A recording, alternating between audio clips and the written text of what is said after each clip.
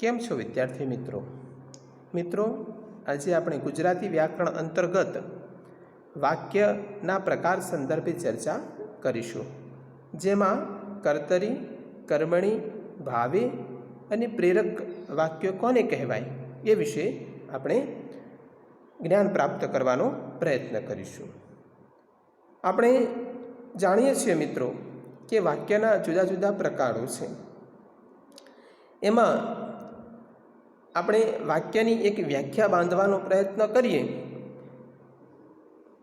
તો એની એક સર્વસામાન્ય વ્યાખ્યા આપણે બાંધી શકીએ। વાક્ય એટલે સ્વયં સંપૂર્ણ ખંડ, એને વાક્ય તરીકે આપણે ઓળખીએ છીએ। તો મિત્રો, વાક્યના પ્રકાર સંદર્ભે જ્યારે આપણે વાત કરીએ છીએ તો કેટલીક બાબતો સમજવાનો પ્રયત્ન કરીએ અને પછી આપણે आ विषय ने सुसंगत बाकीनी चर्चा है ये समझता जईशुं अने आगळ वधता जईशुं। मित्रों, तमारी जे टेक्स्टबुक है एनी अंदर पुस्तकनी अंदर केटलाक उदाहरणों आप्या छे। एक उदाहरणों सौ प्रथम आपणे जोईए तो एना उपरथी आपणे ख्याल आवशे। अहीं केटलाक उदाहरणों छे, जेमां सौ प्रथम उदाहरण छे के माळीथी कूंडुं तूट्युं। बीजू वाक्य है माळीए कूंडुं तोड्युं। हवे आ बंने वाक्योनी अंदर कोईक क्रिया तो थई ज छे, पण आ क्रिया थवा पाछळनुं कारण शुं छे अने एमां कोण जवाबदार छे ए आपणे जाणवुं होय तो सौ प्रथम आपणे प्रश्न करवो पड़े एम, अने प्रश्न करीए तो एनो जवाब आपणने मळे एम। तो आ बंने वाक्यो छे, आ बंने वाक्यों में तफावत शो छे ए आपणे परिस्थिति जोईए अने विचारीए तो ख्याल आवे एम। ए बंने वाक्यों में क्रिया तो थई ज छे मित्रों, आपणे जाणीए छीए, पण आ क्रिया पाछळ कोण जवाबदार छे ए ज्यारे आपणे प्रश्न करीए छीए तो एनो जवाब आपणने चोक्कस मळे छे। तो मित्रों, आपणे प्रश्न करीए, चलो आगळ वधीए। आ कूंडुं कोणे तोड्युं? जवाब मळ्यो, माळीए। हवे माळी शुं कहे छे? ना, मैं नथी तोड्युं, खुरपी लागी एटले तूटी गयुं। आ एक जवाब आपणने मळ्यो। माळीए कूंडुं तोड्युं छे, परंतु कूंडुं तोड़वा पाछळ एनो कोई हेतु, एनु कोई प्रयोजन है? आ पण आपणे जाणवुं पड़े ने। एटले ए माळी तो एम कहे छे के ना, मैं नथी तोड्युं। अचानक एना हाथमां रहेली जे खुरपी छे ए लागी गई अने कूंडुं तूटी गयुं छे। एटले आपणने जवाब तो मळ्यो, पण जवाबमां माळीनुं तोड़वा पाछळनुं कोई प्रयोजन नथी एम, एवो जवाब आपणने मळ्यो छे। अचानक एनाथी आ भूल थई गई छे एम आपणे समजी शकीए। तोड़वानो कोई इरादो नहोतो, पण हाथमां खुरपी हती अने ए अचानक लागी गई अजाणता ज, ने पेलुं कूंडुं तूटी गयुं छे। सारुं, चलो हवे આપણે ફરીથી પ્રશ્ન કરીએ છીએ, આ કુંડું કોણે તોડ્યું? એટલે જવાબ મળ્યો, માળીએ। હવે માળી એનો પ્રત્યુત્તર આપે છે। માળી શું કહે છે? એ તો સાહેબ હવે છોડ ક્યારામાં નાખવાનો છે ને એટલે તોડ્યું। હવે એને આપણને એવો જવાબ આપ્યો કે કુંડું એને તોડ્યું છે, એ તોડવા પાછળ એનું કારણ છે એમ। હવે એ કારણ દર્શાવે છે કે છોડ હવે મોટો થઈ ગયો છે, એ નાના સરખા કુંડામાં રહી શકે એમ નથી, એટલે કુંડામાંથી કાઢી અને એને બીજી જગ્યાએ વાવવાનો છે, આવું એનું કારણ છે। એટલે એને પેલું કુંડું છે એ તોડી નાખ્યું। क्रिया थवा पाछळनो हेतु छे ए चोक्कस छे। અને એટલે જ આ ક્રિયા થઈ છે. હવે આ બંને પરિસ્થિતિમાં તફાવત શું છે એ પણ આપણે જાણવું જોઈએ ને. એક વાક્યની અંદર માળી કહે છે કે મેં નથી તોડ્યું, તૂટી ગયું છે. હવે આનો અર્થ શું થાય? હવે પહેલી વાર પૂછાયું ત્યારે માળી પાસે કોઈ જવાબ નથી. જ્યારે બીજી વાર પૂછાયું ત્યારે માળી પાસે જવાબ છે. પહેલી વાર જ્યારે પૂછાયું ત્યારે માળી એમ કહે છે કે એના હાથમાં રહેલી ખુરપી વાગી ગઈ અને એના કારણે પેલું કુંડું હતું એ તૂટી ગયું. જ્યારે બીજી વાર માલિકે પૂછ્યું તો એની પાસે જવાબ હતો. એ સ્વીકારે છે કે હા સાહેબ,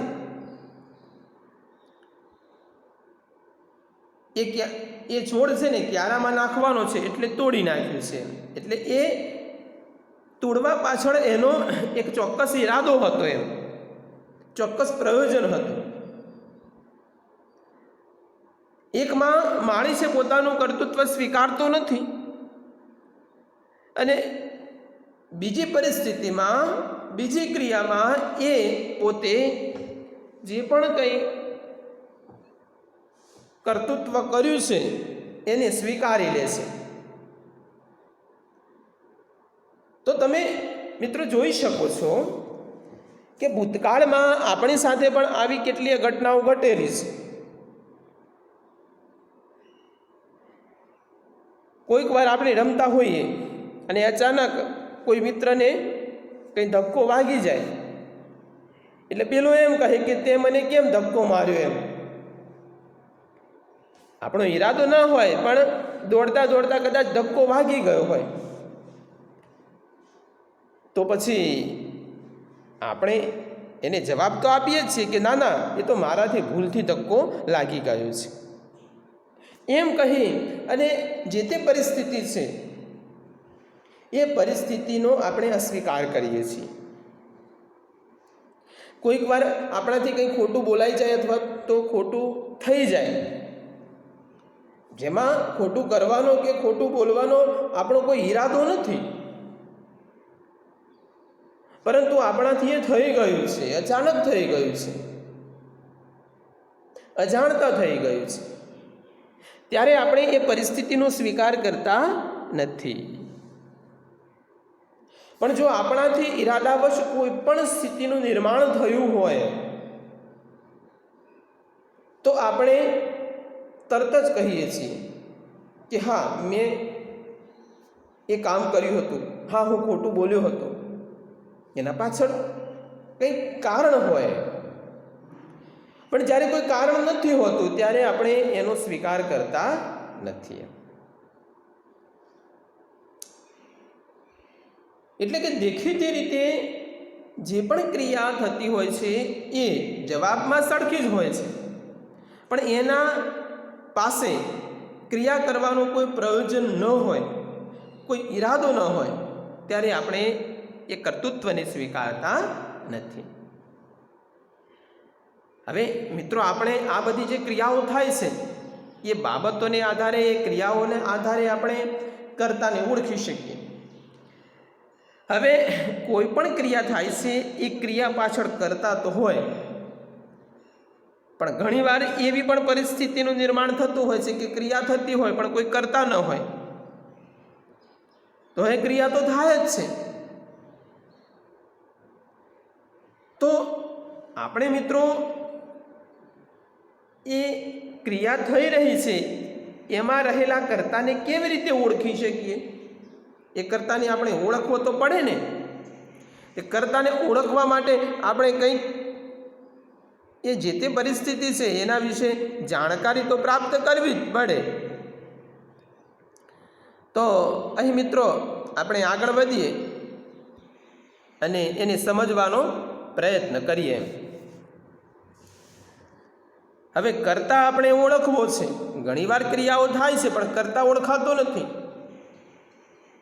હવે કર્તાને ઓળખવા માટે કેટલાક નિયમો છે, કર્તાના કેટલાક લક્ષણો છે. એ લક્ષણોને આપણે જાણવા પડે તો આપણને કર્તા ઓળખાય. હવે કેટલાક ઉદાહરણો અહીં આપેલા છે તમારી ટેક્સ્ટબુકની અંદર, મિત્રો તમે જોઈ શકો છો. એ ઉદાહરણો ઉપરથી આપણે કર્તાને ઓળખવાનો પ્રયત્ન કરીએ. હવે ઉપર આપણે જોયું, ઉદાહરણો જોયા કે માળીથી કુંડું તૂટ્યું, માળીએ કુંડું તોડ્યું. એમાં કુંડું તોડનાર માળી છે, કર્તા છે. એટલે એ તો આપણે સરળતાથી ઓળખી ગયા કે આ કર્તૃત્વ કરનાર આજે તે વ્યક્તિ છે. પણ મિત્રો અમુક એવા વાક્યો હોય છે કે જેની અંદર કર્તા આપણે સરળતાથી ઓળખી શકતા નથી. જોઈએ ઉદાહરણ છે, પ્રથમ ઉદાહરણ છે કાલે રજા છે. બીજું ઉદાહરણ છે ભેંસને 2 શિંગડા હોય છે. ત્રીજું ઉદાહરણ છે સુનિલ નિબંધ લખે છે. અને ચોથું ઉદાહરણ છે સૂરજ ઉગે છે. હવે 4 ઉદાહરણો આપણી સમક્ષ ઉપસ્થિત છે. તમે બાળપણથી ગુજરાતી ભાષા બોલો છો એટલે તમને ખ્યાલ છે. હવે ભાષક તરીકે આપણામાં રહેલી જે સૂઝ છે, બુદ્ધિ છે, એના ઉપરથી આપણે એ કર્તાને ઓળખી શકીએ. ચલો, કર્તાને ઓળખવા માટે આપણે શું કહી શકીએ? અહીં ઉપરના વાક્યો છે એમાં રજા, શિંગડા, સુનિલ અને સૂરજ, શું આ બધા કર્તા છે? આપણે એમ કહીએ કે જે ક્રિયા કરે તે કર્તા. એક સર્વસામાન્ય વ્યાખ્યા એવી જ છે. કર્તાની વ્યાખ્યા શું હોઈ શકે? ક્રિયા કરે તે કર્તા. હવે આપણે જોઈએ કે પ્રથમ જે વાક્ય છે અને બીજું વાક્ય છે કાલે રજા છે, ભેંસને 2 શિંગડા હોય છે. હવે આ બંને વાક્યોની અંદર કોઈ સ્થિતિનું નિરૂપણ છે, ક્રિયાનો નિર્દેશ નથી. હવે ક્રિયા કરનાર કોઈ વ્યક્તિ પણ નથી. હવે આપણે તો કહેવાનો મતલબ છે કે કર્તાને આપણે કેવી રીતે ઓળખી શકીએ? ક્રિયા કરે તે કર્તા. પણ અહીં તો કોઈ ક્રિયા નથી. અહીં તો માત્ર એક સ્થિતિ દર્શાવી છે કે કાલે રજા છે. રજા કંઈ ક્રિયા ન કરે. અને બીજું ઉદાહરણ છે કે ભેંસને 2 શિંગડા હોય છે. હા, ભેંસને 2 શિંગડા હોય છે, 4 નથી હોતા. એ પણ આપણે જાણીએ જ છીએ. એ સ્થિતિ છે. હવે આપણે એ પણ જાણવું રહ્યું કે અહીં કોઈ ક્રિયાનો નિર્દેશ નથી, ક્રિયા કરનાર કોઈ કર્તા નથી. એટલે આપણે એને શું કહી શકીએ? ચલો, તો એ વાક્યો છે કર્તા વગરના છે, એમ જ માનવું પડે ને આપણે. હવે ત્રીજું વાક્ય આપણે જોઈએ. સુનિલ નિબંધ લખે છે. ચલો, સુનિલ નિબંધ લખે છે. નિબંધ લખવાની ક્રિયા તો થઈ રહી છે.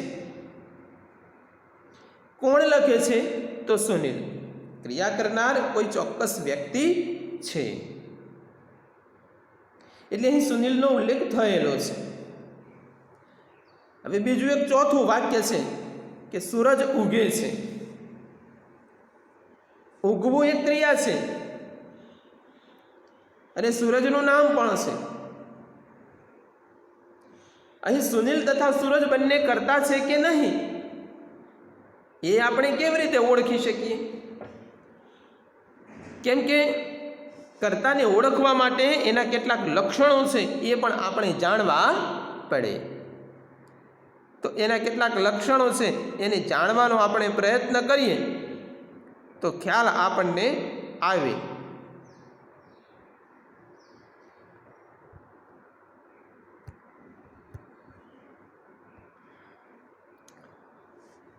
જોઈએ આપણે કે કર્તાના લક્ષણો કયા કયા છે. તો સૌપ્રથમ એનું પહેલું લક્ષણ છે કે એ ચેતન પદાર્થ હોય. જડ નહીં, ચેતન. ચેતન પદાર્થ હોય એટલે જીવંત હોય. જે ક્રિયા કરી શકે એવું જીવંત હોય. પછી બીજું લક્ષણ છે કે ક્રિયા પર જેનું નિયંત્રણ હોય, કે જે પણ કંઈ ક્રિયા થઈ રહી છે એના ઉપર કર્તાનું નિયંત્રણ હોય. પછી શું કહે છે કે જેની ઈચ્છા કે હેતુથી ક્રિયા અસ્તિત્વમાં આવે, કે જે પણ કંઈ ક્રિયા થઈ રહી છે મિત્રો, એ ક્રિયા જે તે કર્તાની ઈચ્છાથી કે એના પ્રયોજનથી અસ્તિત્વમાં આવે છે. એમને એમ ક્રિયા થવી જોઈએ નહીં. પછી શું કહે છે કે ક્રિયા માટે જેની જવાબદારી હોય, કે જે પણ કંઈ ક્રિયા થઈ રહી છે એ ક્રિયા એની જવાબદારીથી થઈ રહી છે એવું દર્શાવેલું હોય તો આપણે એને કર્તા તરીકે ઓળખી શકીએ. હવે આપણે જોઈએ, ચલો આટલા એના લક્ષણો છે. લક્ષણો ઉપરથી આપણને ખ્યાલ આવે એ ચેતન પદાર્થ હોય એટલે જીવંત હોવું જોઈએ, ક્રિયા પાછળ એનું નિયંત્રણ હોવું જોઈએ, જે પણ ક્રિયા થાય છે એ એની ઈચ્છાથી થવી જોઈએ, અને એ ક્રિયા પાછળ એની જવાબદારી પણ હોય. હવે ઉપરના 4 ઉદાહરણો છે એને આપણે એ સંદર્ભે મૂલવવાનો પ્રયત્ન કરીએ તો આપણને ખ્યાલ આવે. જ્યારે સુનિલ નિબંધ લખે છે એવું કહેવાયું ત્યારે સુનિલ એ જીવંત છે, સજીવ છે, એ ચૈતન્ય ધરાવે છે. સુનિલ નિબંધ લખે છે એમાં સુનિલ એક વ્યક્તિ છે, અને લખવા પાછળ જે એ લખવાની ક્રિયા છે એ ક્રિયા ઉપર એનું નિયંત્રણ પણ છે, અને એ નિબંધ લખી રહ્યો છે તો એ નિબંધ લખવાનું કોઈ કારણ પણ છે.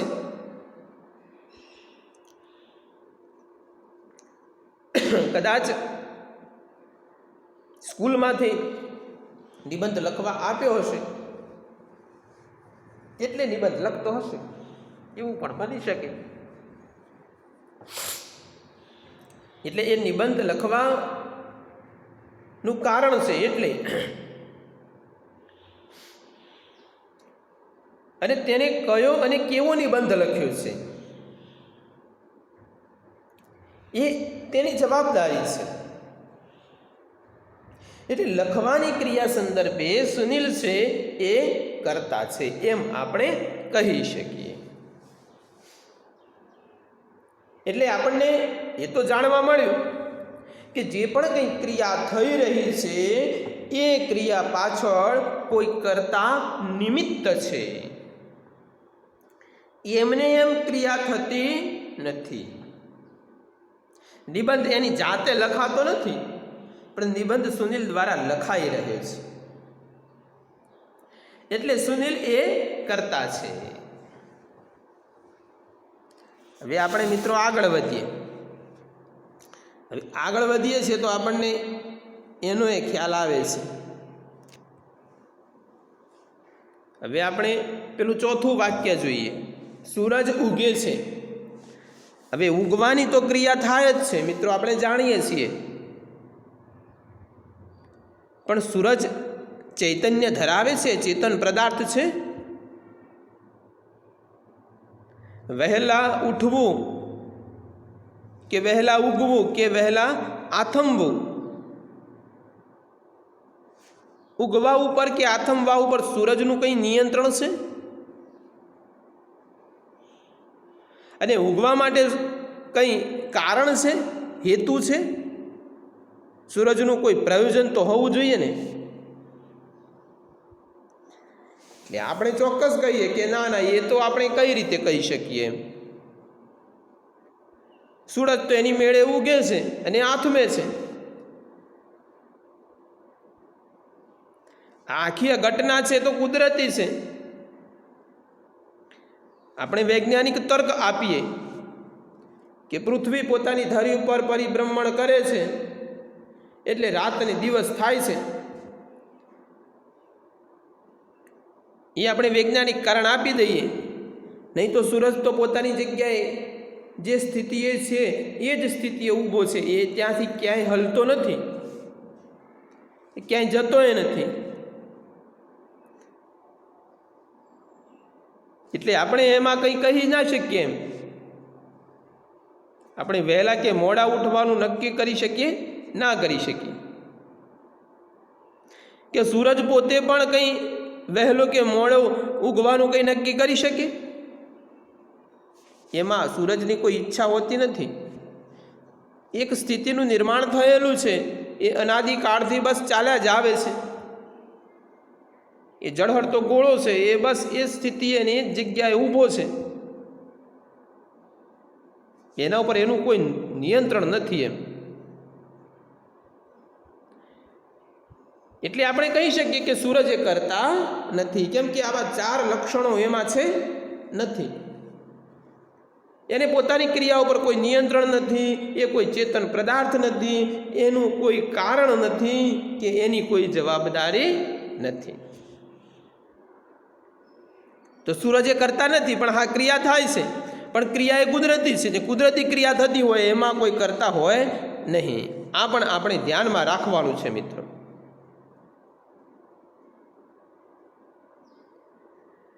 હવે આપણે આગળ વધીએ. આ કુદરતી પ્રક્રિયા ચાલે છે, ને કુદરતી પ્રક્રિયા એ નિરંતર ચાલતી પ્રક્રિયા છે. એ જે રીતે ક્રિયા થતી હોય, પ્રક્રિયા થતી હોય, બસ ચાલ્યા જ કરે. એનું ચક્ર છે ને ચાલ્યા જ કરે. હવે આ કુદરતી પ્રક્રિયા જે હોય ને એમાં કરતા હોતો નથી. હવે બીજા કેટલાક ઉદાહરણો આપણે જોઈએ, એના ઉપરથી આપણને ખ્યાલ આવશે. વાવાઝોડાના કારણે 4 ઝાડ મૂળમાંથી ઉખડી પડ્યા. બીજું એક ઉદાહરણ છે, પવનથી ડાળીઓ હલે છે. અને ત્રીજું ઉદાહરણ છે, કાલે અહીં ખૂબ મોગરા ખીલશે. આપણી સમક્ષ 3 ઉદાહરણો છે. તમે જોઈ શકો છો કે ઉખડી પડવા પર ઝાડનું કોઈ નિયંત્રણ ખરું? ને ડાળીઓ હલે છે, તે હલવા પર ડાળીનું કોઈ નિયંત્રણ ખરું? અને મોગરા ખીલે છે, એ ખીલવા ઉપર મોગરાનું કોઈ નિયંત્રણ ખરું? કોઈ નિયંત્રણ નથી. આ બધું છે ને એ કુદરતી છે. વાવાઝોડું આવ્યું કુદરતી રીતે, એટલે ઝાડ છે એના મૂળમાંથી એ ઉખડી પડ્યા. આ પવન આવે છે કુદરતી રીતે, એટલે પેલી છોડની ડાળીઓ હલવા લાગી.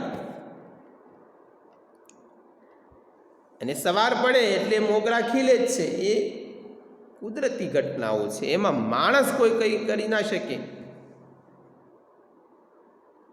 આ બધી કુદરતી પ્રક્રિયાઓ છે, અને પ્રક્રિયાઓ ચાલ્યા જ કરે છે. નદીમાં પાણી ખળખળ વહે છે, એમાં નદીનું પાણીના વહેવા ઉપર કોઈ નિયંત્રણ નથી. એ કુદરતી પ્રક્રિયા છે, એ બધું ચાલ્યા જ કરે છે એમ.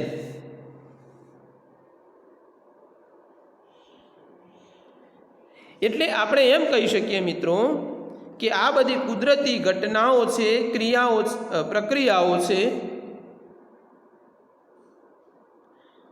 એ બધા કર્મ તો છે જ, ઉદ્દેશ પણ છે, પણ કરતા નથી એમ. એટલે બધી જ ક્રિયાઓ પાછળ કરતા જવાબદાર હોય, અને કરતા હોય એવું હોઈ ન પણ શકે. આપણે એક તારણ એ પણ કાઢી શકીએ એમ. ચલો આપણે આગળ વધીએ. આવવું, જવું, લખવું, વાંચવું, ખાવું વગેરે પર કોઈનું નિયંત્રણ હોય છે? કોઈની જવાબદારી હોય છે? તેથી આ ક્રિયાઓ છે. જેમ કે તમને પેટમાં દુખે તો મમ્મી તરત પૂછે, બહાર કંઈ ખાધું હતું? શું ખાધું? ક્યાં ખાધું, કેટલું ખાધું, આ બધાના તમારે જવાબ આપવા પડે. જેનું નિયંત્રણ હોય, જેની જવાબદારી હોય તે કર્તા કહેવાય, અને જેમાં કર્તા હોય તે કર્તરી વાક્ય કહેવાય.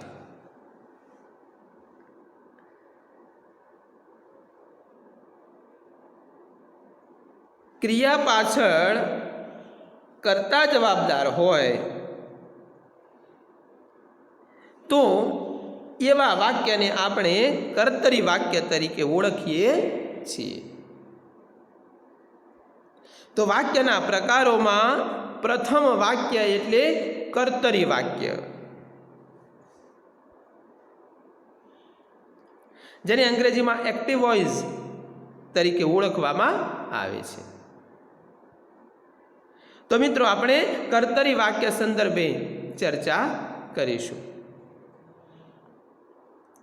હવે આપણે એ સમજવાનું રહ્યું કે જે ક્રિયામાં જેનું નિયંત્રણ હોય, જેની જવાબદારી હોય, એને આપણે કર્તા તરીકે ઓળખીએ છીએ. અને આવા કર્તાવાળા વાક્યો જે હોય એને આપણે કર્તરી વાક્ય તરીકે ઓળખી શકીએ.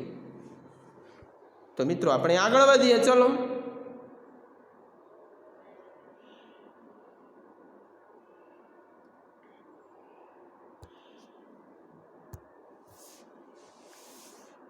હવે આના ઉપરથી તમને ખ્યાલ આવશે. જોઈએ, હવે તમે સ્થિતિ, ક્રિયા અને પ્રક્રિયા બરાબર સમજ્યા.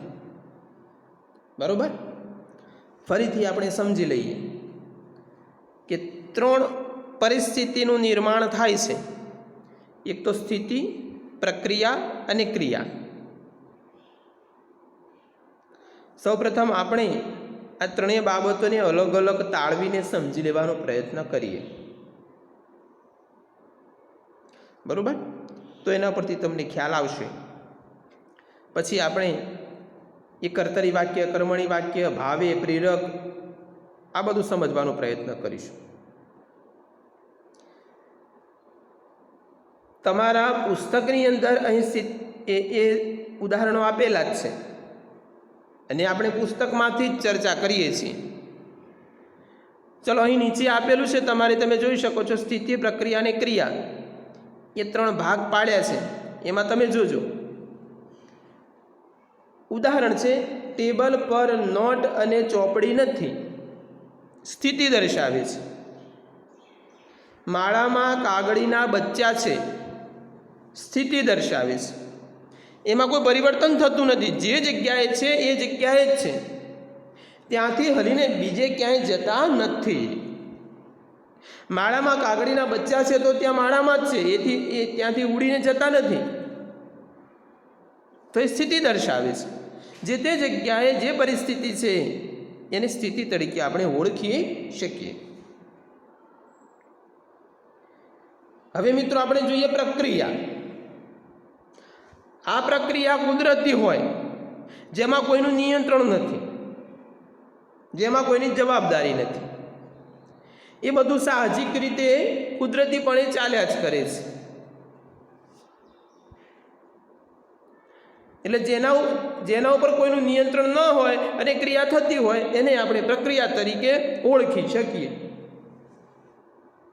ચલો, પ્રક્રિયા બાબતે આપણે ઉદાહરણ જોઈએ તો એના ઉપરથી આપણને ખ્યાલ આવશે. નદીમાં પૂર આવ્યું. બીજું ઉદાહરણ છે, બસ પાણીમાં પડી. આ બંને ઉદાહરણો આપણે જોઈએ, એના ઉપરથી આપણને ખ્યાલ આવે છે કે નદીમાં પૂર આવ્યું, એના માટે કોઈ જવાબદાર છે કોઈ વ્યક્તિ? નથી, કેમ કે એ કુદરતી ઘટના છે. વરસાદ પડવો એ કુદરતી ઘટના છે. ખૂબ વરસાદ પડ્યો એના કારણે નદીમાં પૂર આવ્યું, એટલે એમાં કોઈ કરતા નથી. એ પ્રક્રિયા છે. હા, ક્રિયા થઈ રહી છે, પણ ક્રિયા માટે કોઈ જવાબદાર કોઈ વ્યક્તિ નથી એમ. એટલે એને આપણે પ્રક્રિયા તરીકે ઓળખી શકીએ. બસ પાણીમાં પડી, ડ્રાઈવર છે એનું સ્ટિયરિંગ ઉપરથી નિયંત્રણ છૂટી ગયું એટલે બસ પાણીમાં પડી. અચાનક કોઈ ઘટના ઘટે છે કે જેમાં કોઈ જવાબદારી નથી, જેના ઉપર કોઈનું નિયંત્રણ નથી, એવી ઘટના જ્યારે ઘટે છે ત્યારે એ પ્રક્રિયા તરીકે ઓળખાય છે. પ્રથમ આપણે પેલું ઉદાહરણ જોયું ને મિત્રો, એના જેવું જ છે.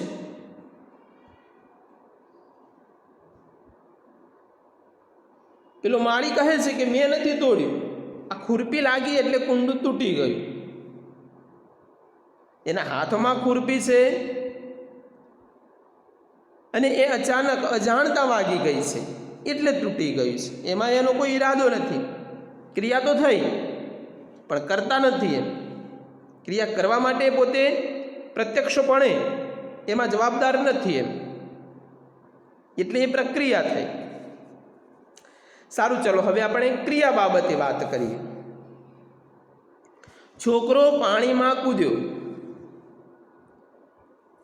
કાગડો ઉડ્યો, એમાં એની જવાબદારી છે.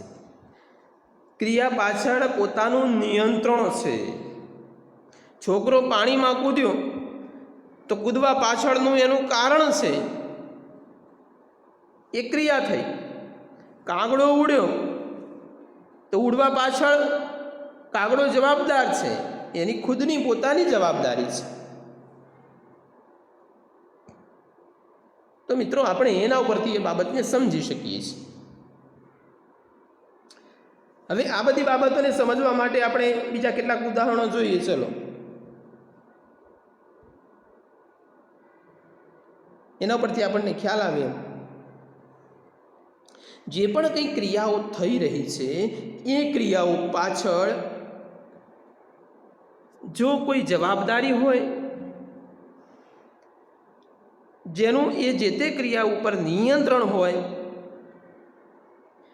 ક્રિયા પાછળ એનું કોઈ પ્રયોજન હોય, તો એને આપણે કર્તા તરીકે ઓળખીએ છીએ. અને સૌથી મહત્વની બાબત, એ ચેતન પદાર્થ હોય તો એને આપણે કર્તા તરીકે ઓળખીએ છીએ. અને જે વાક્યમાં કર્તા હોય એને આપણે કર્તરી વાક્ય તરીકે ઓળખીએ છીએ. આ બધા વાક્યો ઉપરથી તમને ખ્યાલ આવ્યો હશે, ઉદાહરણો ઉપરથી તમને ખ્યાલ આવ્યો હશે. આ બધા ઉપરના વાક્યો તમે જોયા, એના ઉપરથી તમે કહી શકો કે કશુંક હોવું કે ન હોવું એ સ્થિતિનો નિર્દેશ કરે છે. પૂર આવવા પર કોઈનું નિયંત્રણ નથી, એ કુદરતી પ્રક્રિયા છે. બસ પર કોઈનું નિયંત્રણ હોત તો બસ પાણીમાં ન પડત, પણ પાણીમાં કૂદવા સંદર્ભે છોકરાનું નિયંત્રણ ચોક્કસ છે. એ તળવા માટે અથવા તો કોઈ કારણસર પાણીમાં કૂદ્યો છે. ઉડવા ઉપર કાગડાનું નિયંત્રણ છે, કેમ કે ઉડીને પછી બીજી ડાળી ઉપર બેસી જવાનો છે. એટલે આ બધી ક્રિયાઓ પાછળ પોતાનું કોઈ નિયંત્રણ છે, પોતાની કોઈ જવાબદારી છે, એના પાછળ કોઈ કારણ છે. તો મિત્રો, જે વાક્યની અંદર કર્તા સક્રિયપણે જવાબદાર હોય તેને આપણે કર્તરી વાક્ય તરીકે ઓળખીએ છીએ. સારું મિત્રો, આજે આટલે સુધી જોઈશું, વધુ આવતા તાસમાં.